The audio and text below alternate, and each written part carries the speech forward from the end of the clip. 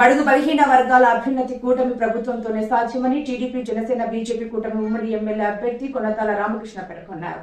తన ఎన్నికల ప్రచార కార్యక్రమంలో భాగంగా మంగళవారం ఆయన కసింకోట గౌరవపేట మధ్య వీధిలో ఏర్పాటు చేసిన ఆత్మీయ సమావేశంలో కొనతాలతో బీజేపీ ఎంపీ అభ్యర్థి సీఎం రమేష్ తనయుడు రిత్విక్, అనకపల్లి తెలుగుదేశం పార్టీ పార్లమెంట్ పరిశీలకులు దాడి రత్నాకర్, కూటమి నేతలు పాల్గొన్నారు.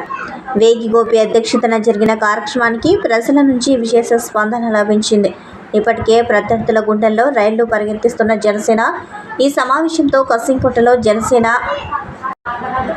బాగా ఖాయమని నిరూపించారు. వేగి పవన్ ఆధ్వర్యంలో సుమారు 45 మంది మహిళలు వైసీపీ నుంచి జనసేన పార్టీలో చేరి జనసేన కండువా కప్పుకున్నారు.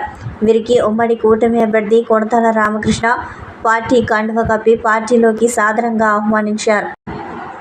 ఈ కార్యక్రమంలో టీడీపీ, జనసేన, బీజేపీ పార్టీలకు చెందిన నాయకులు, కార్యకర్తలు, ప్రజలు పెద్ద సంఖ్యలో అభిమానులు పాల్గొన్నారు. ఈ రోజు మళ్ళీ నేను రావడానికి కూడా కారణం, అసలు వాస్తవానికి మన గతంలో ఓడిపోయినటువంటి గోవింద్ సత్యనారాయణ గారే మళ్ళీ ఇక్కడ పోటీ చేయాలి. ఎందుకంటే 5 సంవత్సరాలు చాలా కష్టపడ్డారు, తిరిగారు, మీతో మమేకయ్యారు. ఆయనకే నేను కూడా అదే చెప్పాను. వాళ్ళు లేదు పార్లమెంట్ పోటీ చేయమన్నారు, కానీ కొన్ని అనివార్య పరిస్థితుల్లో పార్లమెంట్ సీటు బీజేపీకి ఇవ్వాల్సిన పరిస్థితి వచ్చి, లేదంటే పవన్ కళ్యాణ్ గారు పోటీ చేస్తా అనుకున్నారు పార్లమెంట్ కి. అందుకు నన్ను తీసుకొచ్చి అసెంబ్లీలో చేయాలనేసి వారు కొట్టుబట్టారు. నేను రావడానికి మళ్ళీ కారణం చంద్రబాబు నాయుడు గారు, పవన్ కళ్యాణ్ గారు.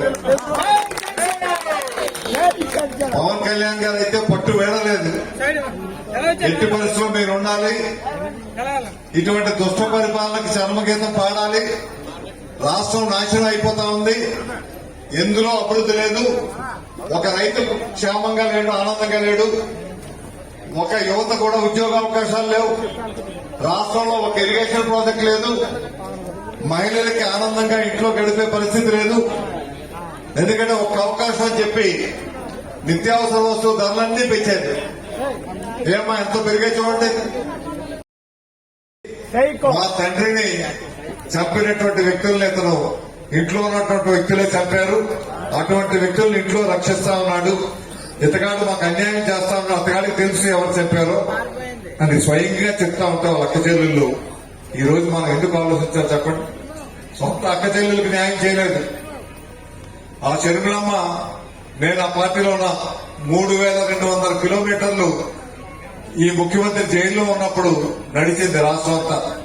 ఇతను ముఖ్యమంత్రి సీట్లో కూర్చోబెట్టాక ఆ చెల్లమ్మను ఎక్కడ పంపించాడమ్మా? రోడ్డు మీద పెట్టాడు.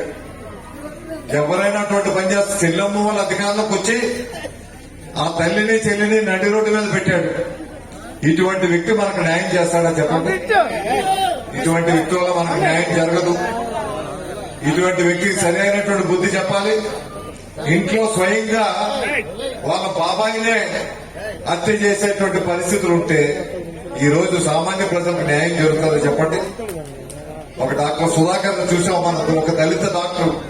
ఆయన ఏం చేశారో అన్యాయంగా అతను నడి రోడ్డు మీద పెట్టి కొట్టి ఆయన మానసిక రోగిగా మార్చి ఆయన చనిపోవడానికి కారణమయ్యారు. ఒక కార్ డ్రైవర్ చూసాం పక్క జిల్లాలో. ఆ కార్ డ్రైవర్ అతమార్చి సుబ్రహ్మణ్యం అతమార్చి తీసుకెళ్లి నడి రోడ్డు మీద వాళ్ళ ఇంటి ముందు పడేశారు. ఇలాంటివి వేల కొద్ది ఉన్నాయి కేసులు. ఇటువంటి పరిస్థితుల్లో, ఇటువంటి అరాచకాలు జరుగుతున్నప్పుడు, ఇటువంటి దోపిడీ జరుగుతున్నప్పుడు, ఇటువంటి కక్ష సాధక చర్యలు జరుగుతున్నప్పుడు ఈ ప్రభుత్వాన్ని గద్దె తెచ్చాల్సినటువంటి అవసరం ఎంతైనా ఉంది. ఈ రోజు అంతేకాదు,